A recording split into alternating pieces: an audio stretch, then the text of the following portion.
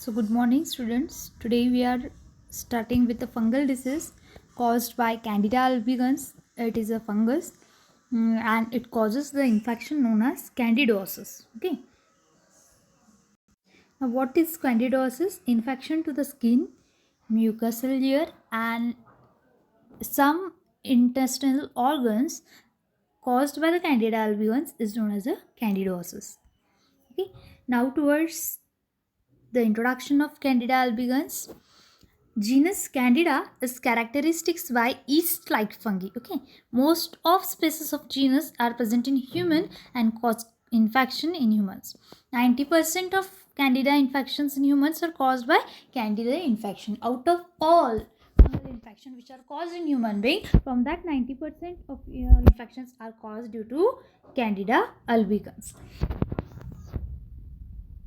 Already previously told, candidosis means it is an infection of skin, mucosa and intestinal organs. Okay, now towards the Candida albicans, it is present as a normal flora of skin, mucosa, mouth, intestine and vagina in humans. Okay, initially this organism is non-pathogenic, but it becomes a pathogenic whenever there is low immune response into the human beings, or elsewhere where is decreasing immune response, it acts as a pathogenic organism. Okay, now what are the situations to become pathogenic? Okay, as it attacks human being or it causes pathogenesis when there is immune response low, it is known as a opportunistic pathogen. Okay, situations to become pathogenic is like diabetes patient, aged persons, debilitated means weak persons, and pregnant women who are again antibiotic therapy, long term antibiotic therapy, long course. In such conditions, Candida albicans becomes pathogenic and hence it is called as a opportunistic pathogen. Now towards the morphology, it is gram positive, ovoid or spiral budding cell. Ovoid means what? Ovoid means such or spherical. These are the two shapes of Candida albicans. The cells are budding cells. Okay, they reproduce by budding. Okay, they divide by budding.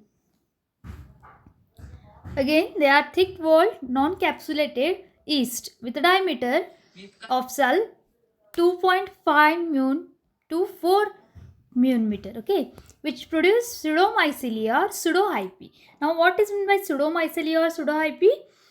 Pseudo means false mycelia or false hyphae. Okay, growth appears as mycelium and hence it is known as a fungi. Okay, reproduced by budding.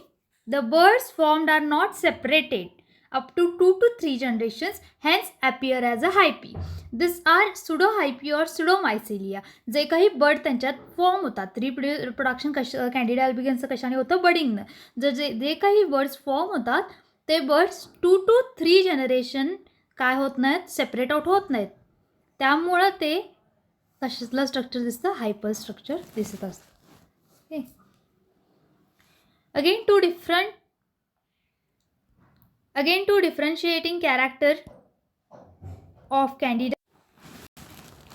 Okay, two differentiating characters are they can form chlamydophores as well as they forms germ tube. Okay, these are the two differentiating character of Candida. Formation of chlamydophores. Now chlamydophores means what? As you can see here in picture, or I will draw here, small thick-walled resting bodies are known as chlamydophores. When the Candida albicans is naturally grown into the poor medium like corn meal agar, it produces thick-walled resting bodies known as chlamydophores with a diameter of 7 to 17 mun at a 20 degrees Celsius. And second differentiating character of species is formation of germ tube. Okay, this Candida albicans, when we inoculate it into the serum is present into the blood of the human being.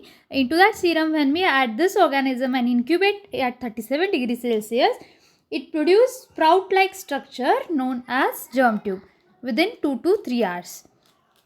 As you can see here in the picture, Candida albicans initially present in the spherical shape, inoculated into the serum, then incubated at 37 degrees Celsius. It forms a germ tube formation, that is a sprout like structure in front. Okay,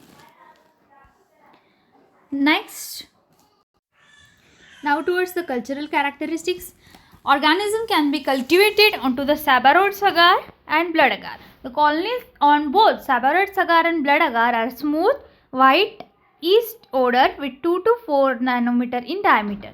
The colonies which are formed, they are hemolytic colonies. They can degrade the blood present in the blood agar. Okay, they can break down the blood hemoglobin. Okay, Candida albicans it can be stained by gram staining, or again it can be stained by special fungal stain also.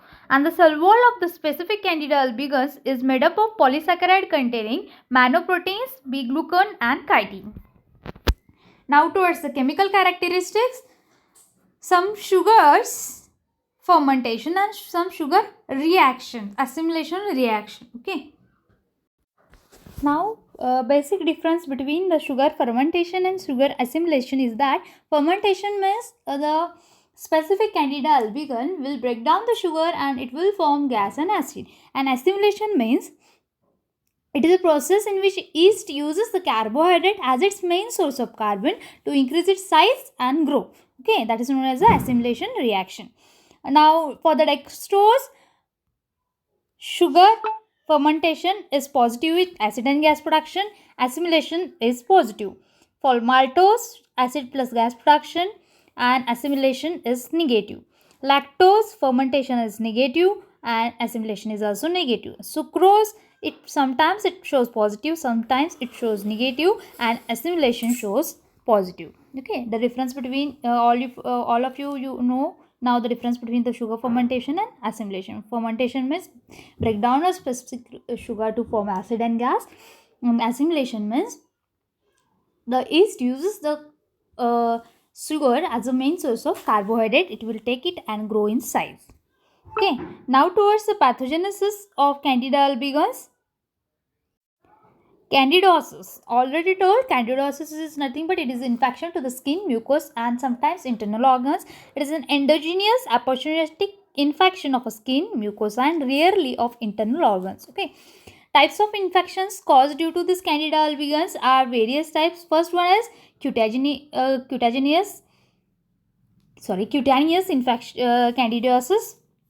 Cutaneous candidiasis means cutaneous is the word itself determine the skin of the human body. Skin infection caused are because of damage to the skin, like torema. Torema means physical injury to the skin, upper skin, burns. Then macreation. Macreation means khazone. Then again skin infection are mainly develops in folds of skin because of moisture due to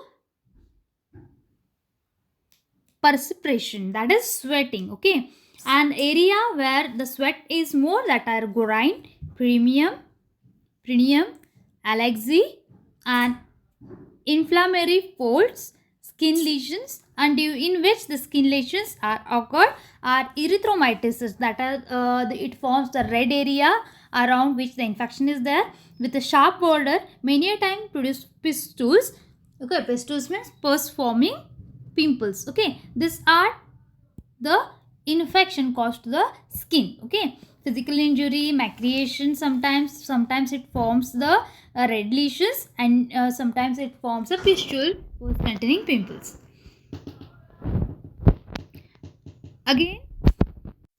Again into the nails, it also causes the infection like perionca and onychomycosis, that is inflammation to the nail folds. Okay, and it mainly occurs to the persons who are frequently involved into the water. Their hands are frequently in the water, like cooks, vegetable cutters or fish handlers. Okay,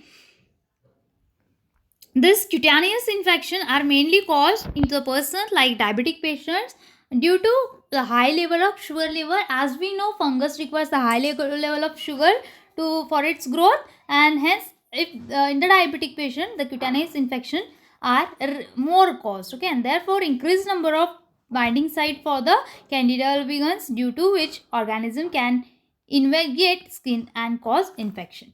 The normal cell into the skin is round in shape, and the infectious cell forms Candida forms the germ tube like structure. Okay. Now, second candidiasis infection is vaginal candidiasis. First, we have seen cutaneous candidiasis that was occurring at a skin. Second one is vaginal candidiasis. It mainly occurs in the pregnant woman where there is irritation and white discharge from the vagina, which is acidic in nature. Other reasons are long course of antibiotic therapy or diabetes due to lowering of normal flora. Okay, here this vaginal candidiasis occurs mainly into the pregnant woman, and it causes the white discharge, which is acidic in nature, as well as it causes irritation. Okay, and long term antibiotic therapy means what? To kill one type of species, we to treat one type of infection, we take the antibiotics. That specific organism got killed, but other organism get survived there and cause this infection. For example, now in coronavirus we are taking steroids as a treatment, but the viral infection has decreased, but due to that steroid, other fungal, that is the black fungus, is causing the harm, that is mucormycosis, as we all know. Likewise, antibiotic therapy long term, it also causes the infection here. Okay. Oral candidiasis means it causes in the mouth. Mainly the babies who feed through the bottle, that is infants or debilitated persons. Sorry, here it is one spelling mistake. Debilitated means aged persons. They cause the oral candidiasis, and after causing the oral candidiasis, they get the creamy white patches on the tongue and buccal mucosa. Okay, or it can cause into infants while parturition, means during birth only they can, through the vaginal infection of that mother, the infant also can get the oral candidiasis. Now, fourth one, intestinal candidiasis. May occur due to long course of antibiotic therapy and may present as a diarrhea not responding to antibacterial treatment. Intestinal candidiasis may occur by this ways. Next is pulmonary candidiasis. It may occur due to any serious infection of lungs like TB. Okay, to treat the TB, we use the antibiotics, and the bacteria get killed, but the fungus can grow using the other steroids or other nutrient present in that tablet, and they grow and cause a pulmonary candidiasis. Next one is systematic candidiasis. When any organism enter into the blood, it can cause infection such as septicemia, endocarditis, meningitis, and into the rare it causes the rare candidiasis. Okay, when the organism entered into the body system, it is known as a systematic candidiasis. Okay, this are all the types of candidiasis. First one was cutaneous, second one was vaginal, third was oral, next was intestinal, pulmonary, and systematic candidiasis. Now towards the laboratory diagnosis, clinical samples which we can collect for this depends upon the type of infection. That may, if cutaneous candidiasis is there, we can take skin scraping. If vaginal candidiasis is there, we can take vaginal discharge. If systematic candidiasis is there, we can take central fluid, cerebral fluid. Okay. Then if any oral candidiasis is there, we can take mucus or sputum here. Okay. Now microscopic observation, that is, we are going to stain by gram stain and observe large number of gram positive budding cells with a pseudohyphae. Okay. Isolation, clinical samples can be strict on, already told, onto the Sabarot agar or blood agar. Onto the Sabarot agar and blood agar, they gave same colored cream white colored colonies, smooth and with yeast odor. And this isolated colonies are differentiated by two biochemical tests, that were sugar assimilation test and sugar fermentation test.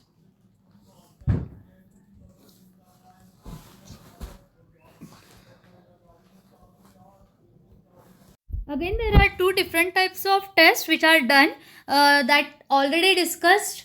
Presence of chlamydospores and presence of germ tube. Presence of chlamydospores was carried out on nutritionally rich naturally medium like corn meal agar, where we are going to inoculate a colony or sprig onto the straight line, incubate for 20 degrees Celsius for 24 to 48 hours, observe under microscope for the production of chlamydospores. Already told, chlamydospores means thick resting bodies, round shape.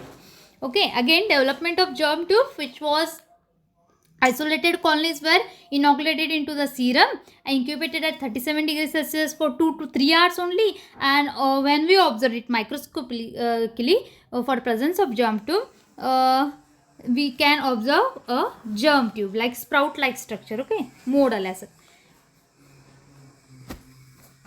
And for this germ tube, we can observe or prepare the slide every half hour to 3 hours. Okay.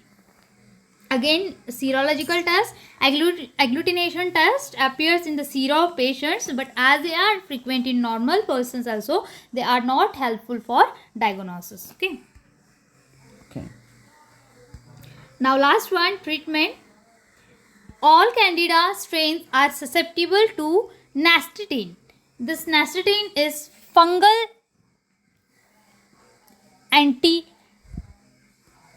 fungal antibiotic, but as it is poorly absorbed from the gut, it is not useful for the treatment of systematic disease. Okay.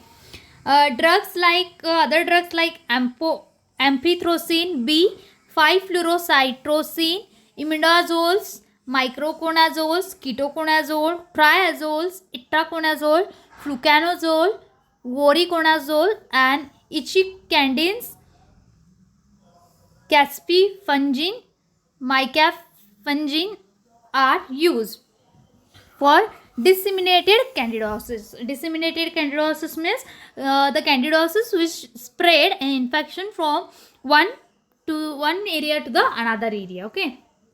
For that type of candidiasis, we can use this other drugs. Thank you.